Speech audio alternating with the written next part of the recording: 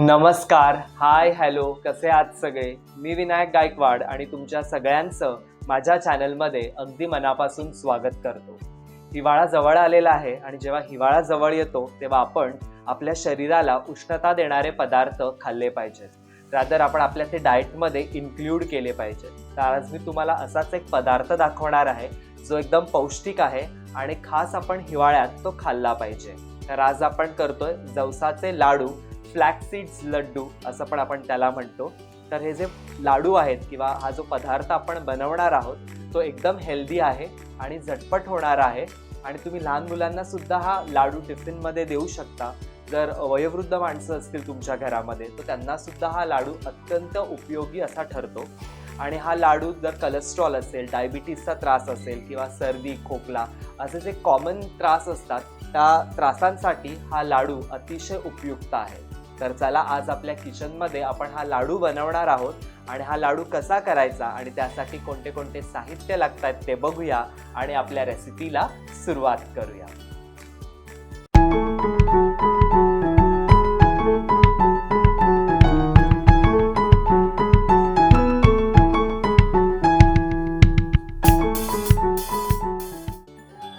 तर जवसचे लाडू करण्यासाठी अर्थातच आपल्याला लागणार आहे जवस. इथे जवस घेतलेला आहे, त्याला आपण आळशी सुद्धा म्हणतो, इंग्लिशमध्ये आपण त्याला फ्लॅक्स सीड्स म्हणतो. हे साधारण 1 कप इथे मी घेतलेला आहे. त्याच्यानंतर इथे अर्धा कप डेसिकेटेड कोकोनट घेतलेला आहे. तुमच्याकडे जर डेसिकेटेड कोकोनट नसेल तर आपण सुकं खोबरं किसून सुद्धा याच्यामध्ये वापरू शकतो. त्याच्यानंतर अर्धा कप कच्चे शेंगदाणे घेतलेले आहेत. अर्धा कप इथे ओट्स घेतलेले आहेत. हे प्लेन ओट्स आहेत, कुठलाही फ्लेवर नाही आहे ह्याला, डायरेक्ट रेडीमेड ओट्स आपण इथे वापरलेले आहेत. त्याच्यानंतर इथे अर्धा कप आपण बदाम घेतलेले आहेत. त्याच्यानंतर साधारण 3 ते 4 मोठे चमचे साजूक तूप घेतलेलं आहे. त्याच्यानंतर 2 चमचे इथे हालिम घेतलेला आहे. ह्याला आळीवसुद्धा आपण म्हणतो, इंग्लिशमध्ये आपण ह्याला गार्डन क्रेस सीड्स असं म्हणतो. त्याच्यानंतर इथे 3 चमचे सफेद तीळ घेतलेले आहेत. जर तुमच्याकडे काळे तीळ पण असतील तर तुम्ही तेही टाकू शकता. अर्धे सफेद तीळ घ्यायचे आणि अर्धे काळे तीळ घ्यायचे. इथे मी फक्त सफेद घेतलेले आहेत. त्याच्यानंतर फ्लेवरिंगसाठी वेलची पावडर घेतलेली आहे. त्याच्यानंतर इथे मी ड्रायफ्रूट्स घेतलेले आहेत. ड्रायफ्रूट्समध्ये इथे पिस्ते घेतलेले आहेत. त्याच्यानंतर काजू घेतलेले आहेत. याचं प्रमाण तुम्ही तुमच्या आवडीनुसार ठरवू शकता. आणि अर्थातच आपल्याला इथे 1.5 वाटी गूळ लागणार आहे. आणि जर 1.5 वाटी गूळ घेणार असेल तर आपण इथे अर्धा कप पाणी घेतलेलं आहे, कारण आपल्याला गुळाचा पाक करायचा आहे. सो तुम्ही बघू शकता सगळे जिन्नस व्यवस्थित आपण इथे घेतलेले आहेत. प्रमाण पण मी तुम्हाला व्यवस्थित सांगितलेलं आहे आणि हे सगळे जिन्नस हेल्दी आहेत. सो आपले लाडू एकदम हेल्दी होणार आहेत. सो सर्वप्रथम गॅसवर मी इथे पॅन ठेवलेला आहे. आता आपण हे जे जिन्नस आहेत ते ड्राय रोस्ट करून घेणार आहोत. सो सर्वप्रथम मी इथे जवस घालतोय, आळशी 1 कप, आणि छान आळशी तडतडेपर्यंत आपल्याला ती ड्राय रोस्ट करून घ्यायची आहे. व्यवस्थित भाजली गेली पाहिजे आळशी.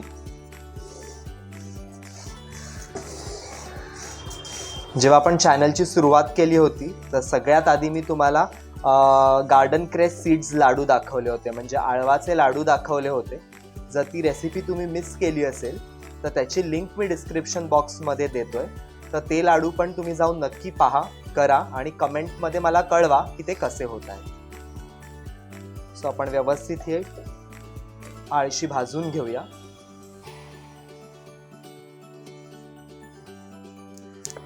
सो साधारण 2 मिनिटं मीडियम गॅसवर मी परतली आहे.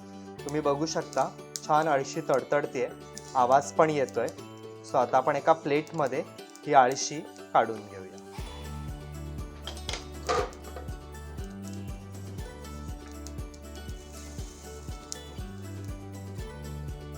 आता याच पॅनमध्ये आपण शेंगदाणे घालूया आणि शेंगदाणे पण छान ब्राऊन होईपर्यंत भाजून घेऊया. व्यवस्थित डाग लागेपर्यंत आपण हे शेंगदाणे भाजून घेऊया. सो आपले शेंगदाणे व्यवस्थित भाजून झालेले आहेत, छान ब्राऊन झालेले आहेत, तुम्ही बघू शकता. सो आपण हे शेंगदाणे सुद्धा आपण प्लेटमध्ये काढून घेऊया.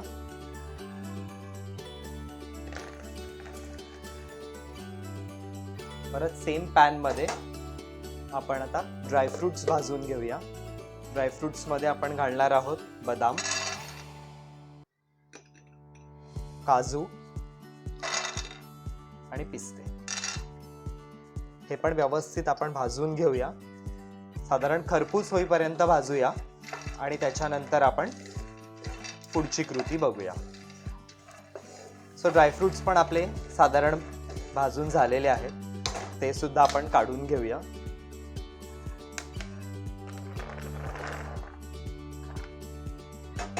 परत आता त्याच पॅनमध्ये गॅस कमी करायचा आहे आणि त्याच पॅनमध्ये आपल्याला ओट्स आणि डेसिकेटेड कोकोनट, ओट्स पहिले आपण साधारण भाजून घेऊया 1 मिनिटभर आणि मग डेसिकेटेड कोकोनट घालायचं आहे, कारण डेसिकेटेड कोकोनट लगेच भाजलं जाईल. त्याच्यामुळे पहिले ओट्स थोडे क्रिस्पी करून घेऊया आणि त्याच्यानंतर मग आपण डेसिकेटेड कोकोनट ह्याच्यातच घालून भाजून घेऊया. सो आता ओट्स आपले थोडे भाजले गेलेले आहेत. आता ह्याच्यातच आपण डेसिकेटेड कोकोनट घालून घेऊया आणि थोडं हलकं ब्राऊन होईपर्यंत हे मिश्रण आपण भाजून घेऊया. तर इथे ओट्स आणि डेसिकेटेड कोकोनट पण व्यवस्थित भाजलेलं आहे, हलका सोनेरी रंग आलेला आहे, तुम्ही बघू शकता. आता हेही आपण काढून घेऊया एका प्लेटमध्ये.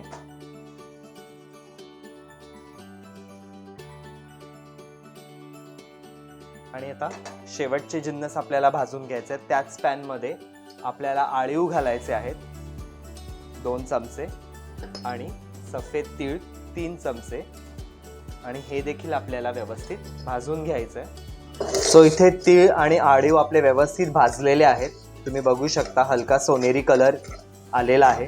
आता हे पण आपण काढून घेऊया प्लेटमध्ये. गॅस मी बंद करतोय आणि हे पण आपण काढून घेऊया. सो सगळे जिन्नस आपले भाजून झालेले आहेत.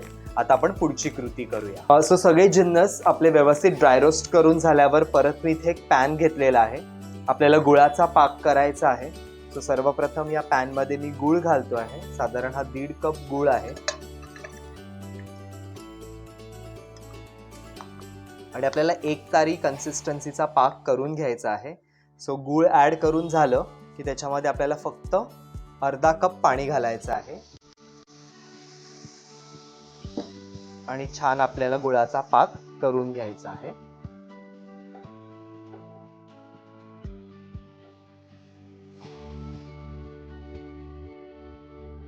तो 1 तारी गुळाचा पाक झाला की आपण बंद करून घेऊया गॅस. सो इथे तुम्ही बघू शकता गुळ आपला छान वितळत आहे. सो 1 तारी पाक इकडे आपण होईपर्यंत आपण जे ड्राय रोस्ट केलेले जिन्नस आहेत ते जिन्नस आपण मिक्सरला वाटून त्याची भरड करून घेऊया.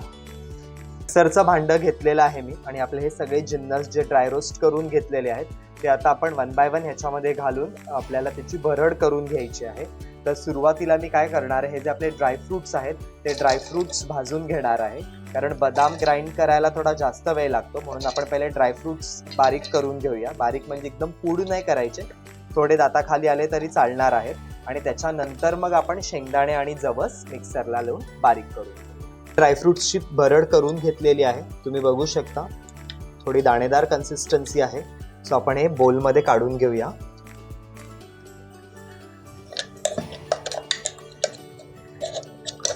आणि सेम मिक्सरच्या जारमध्ये आपल्याला आता काय करायचं आहे, हे जे मिश्रण आपण भाजून घेतलेलं ज्याच्यामध्ये ओट्स खोबरं होतं, भाजलेले शेंगदाणे आणि जवस, हे आता एकत्र आपण मिक्सरच्या भांड्यामध्ये काढून घेऊया आणि ह्याला सुद्धा आपण वाटण किंवा असं भरडसर वाटण करून घेऊ. इथे जवस, खोबरं आणि आपण घातलं ते शेंगदाणे, हे सगळं जे मिश्रण आहे आणि ओट्स हे व्यवस्थित मी मिक्स केलेलं आहे.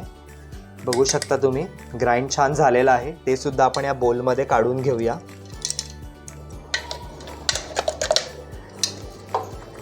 आणि लास्टला सेम मिक्सर जारमध्ये आपण हे जे तीळ भाजून घेतले होते आणि गार्डन क्रेस सीड्स म्हणजे आळीव जे भाजून घेतलेले, आता ते आपण फक्त पल्स मोडवर फिरवून घ्यायचं. एकदम पूड नाही करायची. थोडे तीळ लाडवांमध्ये दिसले तर दिसायला पण खूप छान दिसतात. तर आता हे वाटून घेऊया. सो इथे तीळ आणि आळीव बारीक करून घेतलेले आहेत, हे सुद्धा आपण या बोलमध्ये काढून घेऊया. सो हे लाडवांचं जे मिश्रण आहे ते आता रेडी झालेलं आहे आता आपण एकतारी गुळ झालाय, एकतारी गुळाचा पाक झालाय का ते आपण चेक करूया. इथे गुळाचा पाक एकतारी आपला रेडी आहे. हे सगळे मिक्सरमधनं वाटलेले जिन्नस पण रेडी आहेत.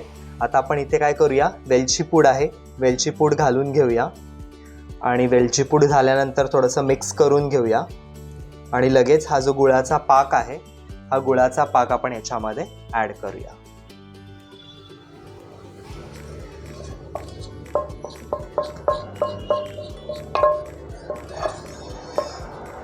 आणि गुळाचा पाक ॲड करून झाला की आपल्याला बाइंडिंगसाठी ह्याच्यामध्ये तूप घालून घ्यायचं आहे. तूप ॲड करून घेऊया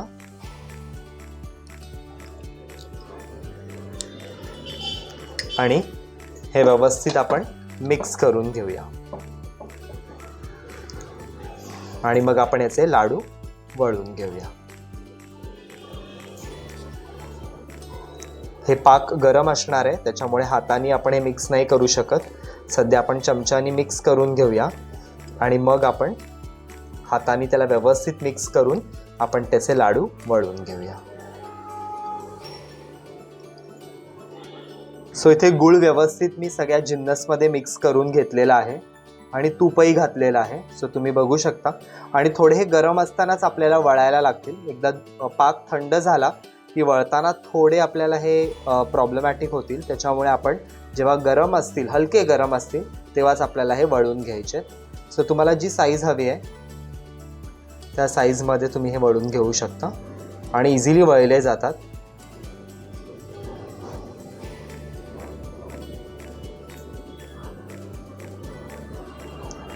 आणि ह्याला छान तूपही लावलेलं आहे.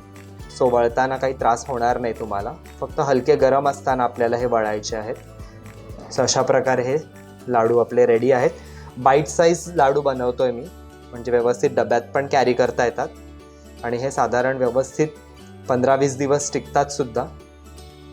सो तुम्हाला हे टिफिनमध्ये पण नेण्यासाठी योग्य असा पदार्थ आहे. सो अशा प्रकारे मी सगळे लाडू करून घेतोय आणि मग आपण ते सर्व करूया. सो अशा प्रकारे इथे जवसाचे लाडू रेडी आहेत. एकदम रिच आणि हेल्दी असे लाडू रेडी आहेत.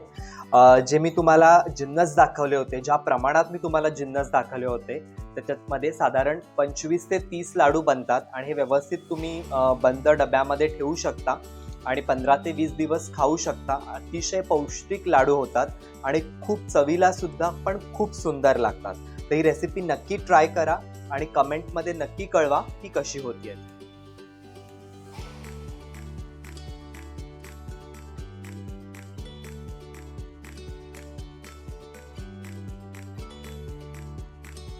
तर बघितलंत मंडळी, असे पौष्टिक लाडू जवसाचे आपले रेडी आहेत.